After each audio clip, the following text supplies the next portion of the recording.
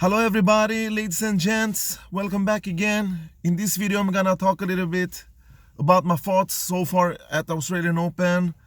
We have some upcoming 4-round matches, and the third round matches completed earlier today with an super amazing performance by Rafael Nadal. He destroyed Pablo Carreno Busta in 3 straight sets. He didn't give him a chance to breathe in that match. Even though I think that Pablo Carreno Busta is a solid baseline player, he has a good game, he has a good all-round game. He didn't perform today. He was terrible in my opinion. But Rafa, we always know, he uses your weakness to his strength. He takes advantage of everything you give to him. He is there and collects every mistake you make. He will take every chance to make you suffer. He did that today. He looked rock solid from the baseline as usual. He did 42 winners and only 7 unforced errors in 3 sets. That's huge numbers. And he only lost 5 points in his first serve and won 78% of his second serve. And if you have that high number, there is really nothing your opponent can do. And in this case, PCB didn't have a chance. It was an expected outcome from the beginning. It was no question about that victory. And Rafa will now meet Nick Kyrgios, a showdown that everybody predicted. Most of the experts out there predicted this 4-round showdown, and everybody wish that this showdown will happen, because when these two guys play, it's always something extra. You know, they have a little bit feud. I don't know if probably Rafael Nadal, who is a solid human being, he doesn't care so much about this loose cannon from Australia, but he knows that Nick Kyrgios is one of few players outside the big three that can actually take the racket out of his hand, and he has done that a couple of times before. And I think, actually, if I'm not mistaken, that Nick Kyrgios is the only teenager that has beaten Rafa at Grand Slams. And he did that in the Wimbledon campaign in 2014, where he beat Rafael Nadal. And we all know Nick Kyrgios, on a good mental, healthy day, he can do whatever he wants on the court. He can beat anybody. He can play his high-risk tennis with serve bombs, nuclear bombs. He scored 33 aces today. 97 winners, my friends.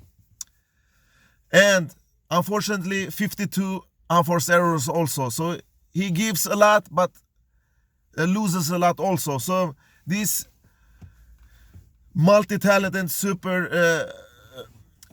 when he has his super mood on, he has a superb high level that can take out anybody, and Rafa knows that. But Rafa is more consistent, as we know. He just have to play his game, and sooner or later Nick will do these mistakes. He will probably not give the match away, but in the clutch moment, I think that Rafa will be the strong head in this matchup. So I predict that Rafa would win. Maybe he will lose a set. Maybe it will go to a 5th set. Or Rafa will demolish him in 3 straight sets, because Nick Kyrgios had a tough, epic battle against Kachanov in the 3rd round. 4 of the sets went to tie breaks. He had match points in both the 3rd and 4th set in the tie break, but that was in Kachanov's serve. And he started out very offensive, like he always does. He played this solid game, but something bothers me with Nick, and I think that he will gonna eat that up when he meet Rafa. He has to return better, because in my opinion his returns are a little bit sloppy. He doesn't put so much force and pace on his return, and that will just give Nadal time to execute from the baseline. Or if Rafa steps into the court 1 or 2 feet, it will surely give him the advantage. So Nick has to keep his low unforced errors number down, which is not so easy with his playing style, because you never know what to expect from Nick Kyrgios. You never know what mood. He can win the first 2 sets, but then he can totally disappear, give away the other 2 sets. You never know with him. That's why it's hard to predict him and Fabio Fognini.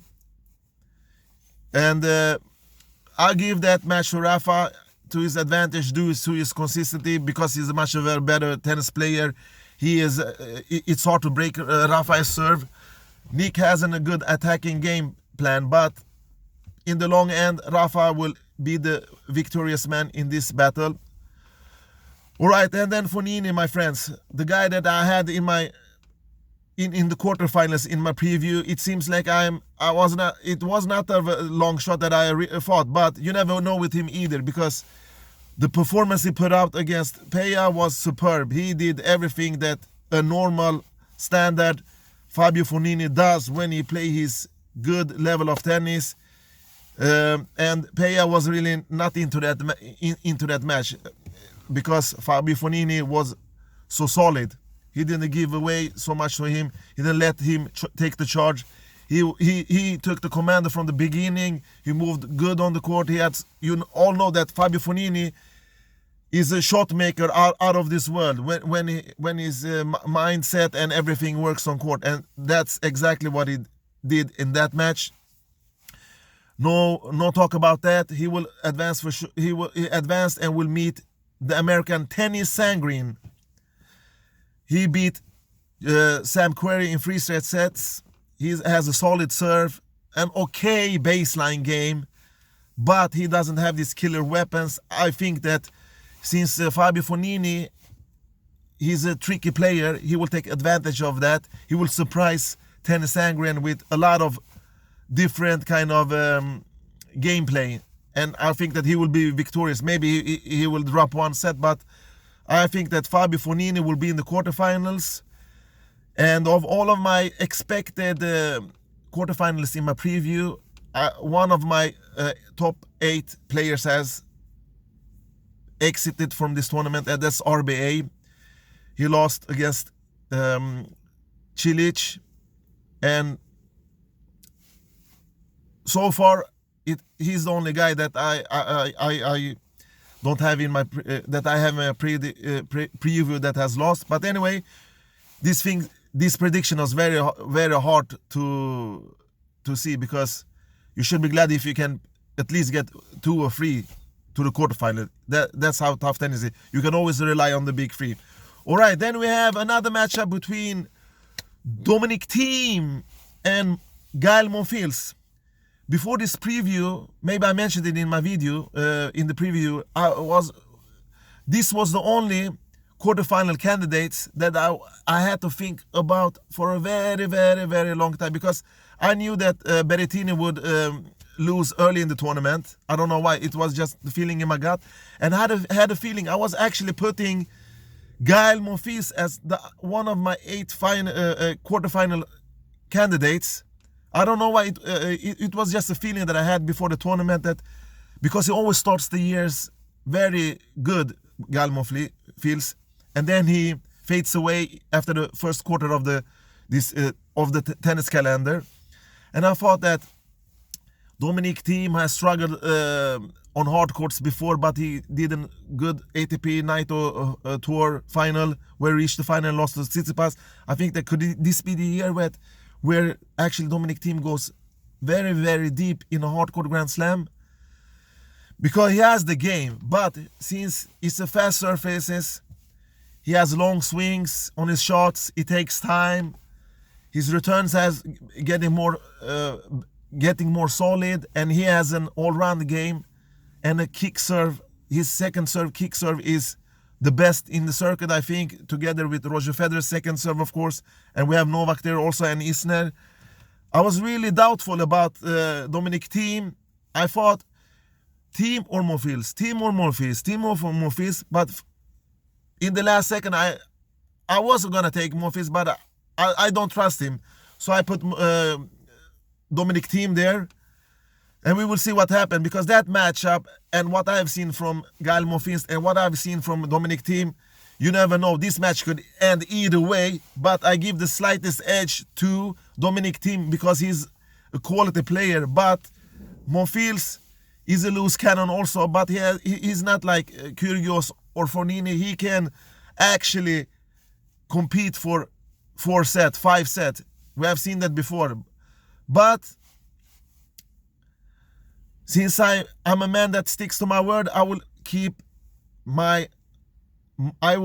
lay my money on Dominic Thiem, even though I'm not 100% sure. It could go either way. I will not be surprised if Monfils gets past Dominic Thiem. All right. And then we have Daniil Medvedev against Stan Wawrinka. Stan, the man, gonna withdraw. His opponent retired in his match. And Medvedev beat Popyrin in 3 straight sets. In the second set, Popyrin took a medical timeout. I thought he was gonna end the match, but he managed to play. And what can we say? Daniil Medvedev have done his job great so far. Even though he lost a set to TFO, he has done what we expected. He's now here in the 4th round. This is his first real test. And since Wawrinka didn't play a full match, he has some energy in his tank. He will for sure give Medvedev a hell of a run for his money. And he could actually touch him. He can actually beat him, because if Wawrinka's swing if he starts swinging good in this match, if he doesn't do so many unforced errors, he will win this match. But the problem is, Medvedev is a solid baseliner. He will not give anything for free. Also, he's a ball machine. He's a ball basher. He likes to compete from the baseline. He has an unorthodox playing style, and he will perhaps get Stan Wawrinka out of rhythm. And he serves great. It's hard to break his serve also. With Stan, you never know. He can do 50, 60 unforced error, or hit like 60 or 70 winners. We don't know. Time will tell, but I will have to give my vote, or my thoughts that I had in my preview, that Medvedev will go through this match. It will be a tough match, and he is the overwhelming favorite in the match. But we all know Wawrinka, his level. When he's in a good level, he can outplay anybody from the baseline. Since he hits so hard, he can put Medvedev out of rhythm. If he finds the lines with his backhand, with his forehand, with his huge serve, he doesn't keep the unforced errors lower, he will for sure be a force to count on in that match. But I'm not sure. So I give my edge to Medvedev. And then we have another match between the serve cannons. The one is from Croatia, the other one is from Canada, and you know I'm talking about Cilic and Raonic. What can we say?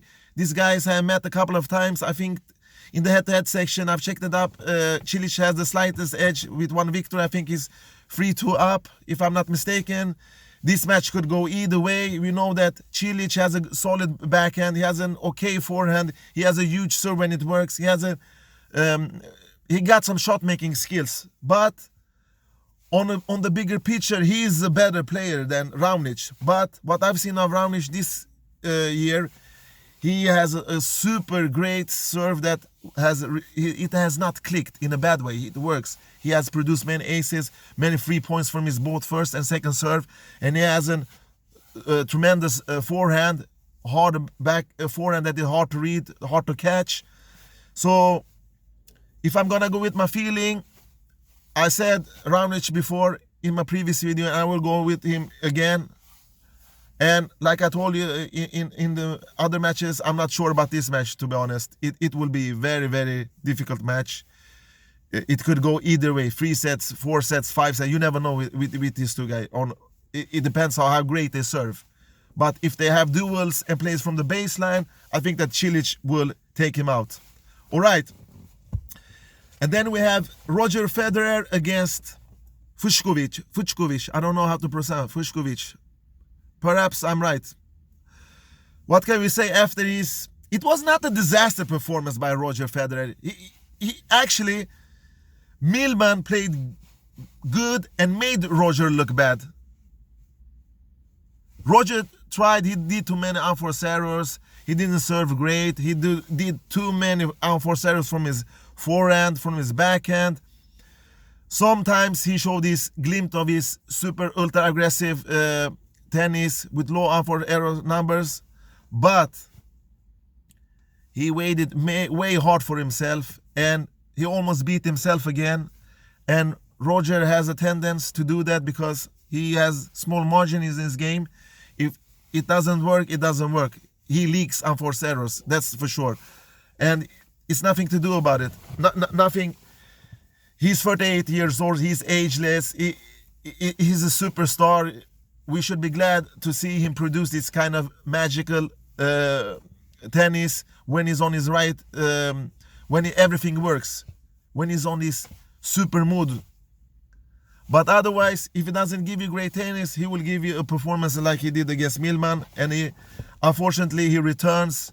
His slice backhand returns and serve and baseline game didn't work, but he won anyway. And that just witness how good of a professional level that Roger Federer keeps. Because like I told in my previous video, the big three, Djokovic, Nadal and Federer, even if they don't play well, they don't have just an A game. They have a B, C. They have different strategies and plans to make changes during the game. And they are experienced. They know they don't do, they keep the coolness. They doesn't hesitate. They do what they do. They just wait for the opponents to do mistakes sometimes. Sometimes they take commando. They surprise them with attacking game, or they just change the rhythm of the match. They know how to put their opponent out of business. Long story short. All right, then we have Novak Djokovic against Diego Schwartzman. Schwartzman, who is a solid baseliner like Goffin, like Millman, but he doesn't have the work ethic, the strength, the stamina, the defense like Novak Djokovic. And Novak is just a couple of gears above him, and he will take him out as he has done before. Novak serves superbly good in this tournament. He has barely lost his serve. I don't know. Maybe he has lost one or two times. I don't know, but Novak looks as good as he has been looking that we have expected him to be after a couple of rounds. Now he's in the fourth round. He will never give this match away. He will never do that. He will win, and he will probably face his rival Roger Federer in the semifinal, a semifinal that I expect that these two players arrives to. Novak Djokovic, he has been so good. He's so calm, he's so solid, and his opponents know that. They have to find out something extra to put him out of his rhythm, like Federer does sometimes with his ultra aggressive. You have to put Novak out of his comfort zone. If you don't do that, you can't beat Novak Djokovic, because Novak is an all-round player. He's good at everything. You have to find a way. You have to put him out of rhythm. Otherwise, you will lose. All right. I think that was all, my friends. And I forgot one match. It's Andrei Rublev against Alexander Zverev. Sasha Zverev has gone under the radar in this tournament. He hasn't done what he has done before when he plays Grand Slam. He has made these matches easier for him, because before he always goes to 5 sets, 2 or 3 matches always goes to 5 sets. But in this tournament, all right, he hadn't faced the best opponents yet, but Sasha Zverev had done a good and great performance in this tournament, and he has served well. He haven't done so many double faults in his matches, and he will meet a Russian, Rublev, that I predict in one of the quarterfinals. He has also done his job great, since he has an easy draw, in my opinion, a very easy draw. He met this, I think it was a lucky loser or a qualifier or something in the first round, and then he met a Japanese guy, and in this third round he hasn't met a qualifier player yet, and now his biggest first test is in Alexander Sasha Zverev. And we all know, when Sasha doesn't make his unforced errors, when he doesn't disappear from his matches, when he serve bombs, when he keep his coolness on court, he is a top 5 player. But Otherwise, he's an average player that everybody can beat, and I know that Rublev knows that he can beat him for sure, without a shadow of a doubt. Rublev is an aggressive player with a huge court coverage. He's playing good from the baseline, but the problem is he plays so aggressive, the unforced error comes when he meets a good opponent. That's why he hasn't reached deep in the Grand Slams. And if he can take his teeth to Zverev and put him out of rhythm, he has a superb chance to win this match. This is a very hard match, a difficult match to predict.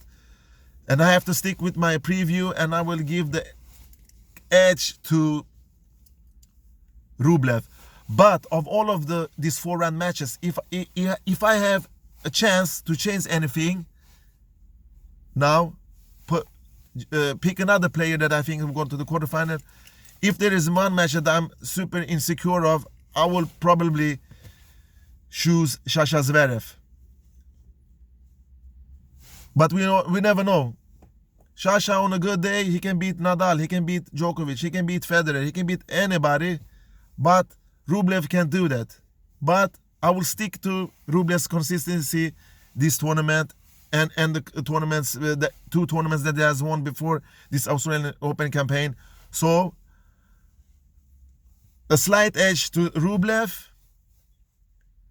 And everything, the match is going to be playing on the court. So, we will see what happens. And